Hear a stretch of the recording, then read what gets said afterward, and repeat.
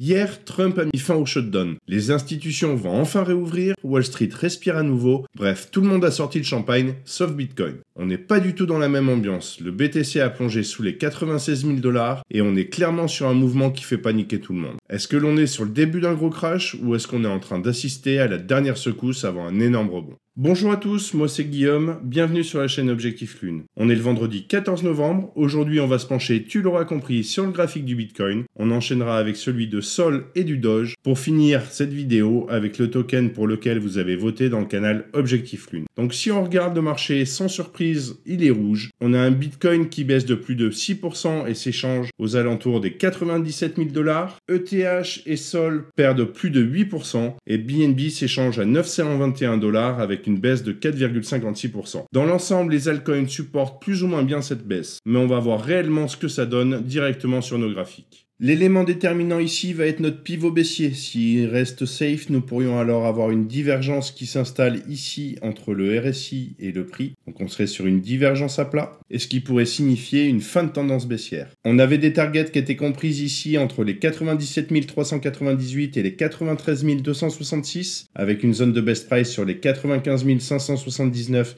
et les 94 844 qu'on est venu légèrement toucher, quasiment sur la zone de best price. Pour valider une reprise haussière, il faudrait que notre RSI vienne passer au-dessus de notre droite de tendance et de notre pivot haussier. Si par contre c'est notre pivot baissier qui casse, dans ce cas-là nous irions chercher la zone des 92 200 et des 77 245 avec une zone de best price ici sur les 85 618 et les 92 956. Zone qui est en corrélation avec nos targets H4 qui elle se situe entre les 90 044 et les 79 756 avec une zone de best price sur les 95 296 et les 83 376. D'ailleurs, nos targets H4 ici sont notre zone de corrélation. J'ai regardé sur le H4, il ne nous apporte pas plus d'informations pour le moment. Donc ce que je vous propose tout de suite, c'est d'enchaîner avec le graphique du Solana. Si tu aimes ce type de contenu et que ce n'est pas encore fait, pense à liker, à t'abonner à la chaîne et à activer la cloche pour ne rien manquer de mes prochaines vidéos. Je te laisse tous les liens utiles juste en dessous dans la description. Comme pour BTC, sur Solana, on avait des targets qui étaient comprises entre les 143,72 et les 133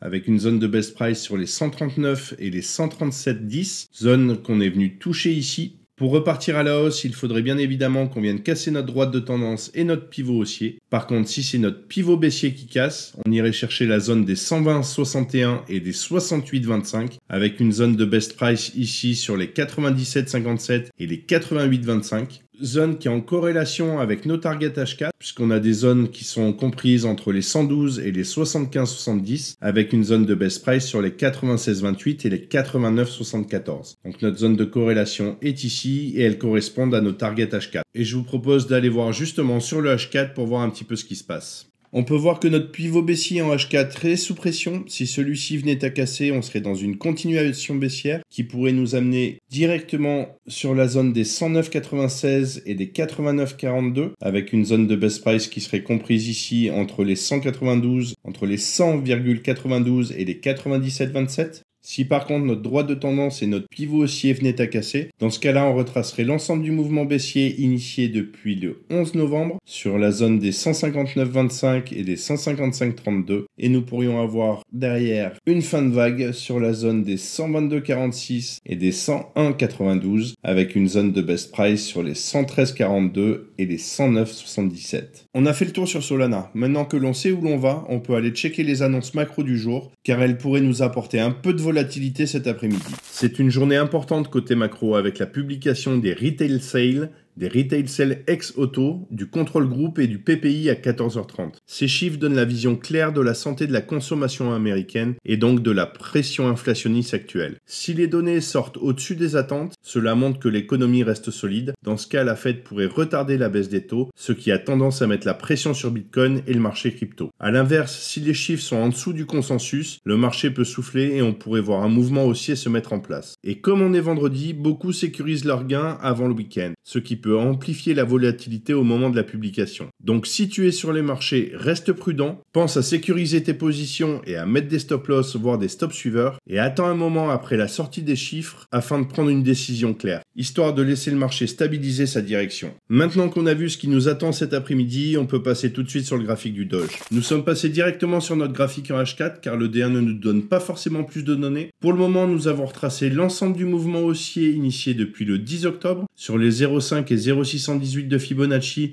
c'est-à-dire les 0,156 et les 0,142 que nous sommes venus toucher une première fois ici. Du côté du RSI, on constate ici que notre droite de tendance est sur un fond haussier. Par contre, nous pouvons voir que nous sommes baissiers sur le court terme. Avec les données actuelles, si notre pivot baissier venait à casser, dans ce cas-là, nous serions sur une continuation haussière et nous pourrions retourner visiter la zone violette et plus précisément la zone ici des 0,158 et des 0,146 avec une zone de best price sur les 0,153 et les 0,151. Pour repartir à la hausse, vous le savez maintenant, il va falloir que l'on vienne ici casser notre droite de tendance ainsi que notre pivot haussier. Et on regardera ce que ça donne une fois que les données arriveront. Pense à me laisser en commentaire de cette vidéo le token que tu voudrais que j'analyse lundi. On le mettra au vote dans le canal de l'Objectif Lune dimanche soir. Et on passe maintenant sur le dernier token de cette vidéo, celui pour lequel vous avez voté, le XRP. Depuis la chute du 10 octobre, nous sommes dans un range compris entre les 2,69 ici et les 2,06. Nos targets étaient comprises sur les zones des 2,21 et des 1,61 avec une zone de best price sur les 1,94 et les 1,84. On peut voir qu'on est venu toucher ici juste sous la zone de première intention. Il faudra pour repartir à la hausse que notre RSI vienne casser notre droite de tendance ainsi que notre pivot haussier, ce qui pourrait dans ce cas-là nous permettre de nous projeter ici sur la zone de retracement des 0,5 et 0,618 de Fibonacci, c'est-à-dire les 3,05 et les 2,86. Soit notre RSI ici vient casser notre droite et notre pivot baissier, et dans ce cas-là, on pourrait se projeter sur les targets suivantes, c'est-à-dire la zone des 1,95 et des 1,57, avec une zone de best price qui serait comprise entre les 1,78 et les 1,71. Donc on peut voir que cette zone est en corrélation avec nos targets plus long terme et que nous avons une zone de corrélation qui est comprise entre les 1,95 et les 1,61. J'ai regardé sur le H4, on n'a malheureusement pas beaucoup plus de données. Voilà, je pense qu'on a fait le tour pour aujourd'hui. En résumé, on voit que potentiellement on pourrait aller plus bas sur la majorité des cryptos. On attendra d'avoir des confirmations claires et nettes pour pouvoir se repositionner. On fera également attention aux annonces macroéconomiques de cet après-midi qui pourraient amener de la volatilité et faire prendre une décision au marché. De mon côté, je te souhaite un excellent week-end. On se retrouve lundi prochain pour une mise à jour sur BTC. Et comme toujours, prends soin de toi et de tes cryptos. Ciao!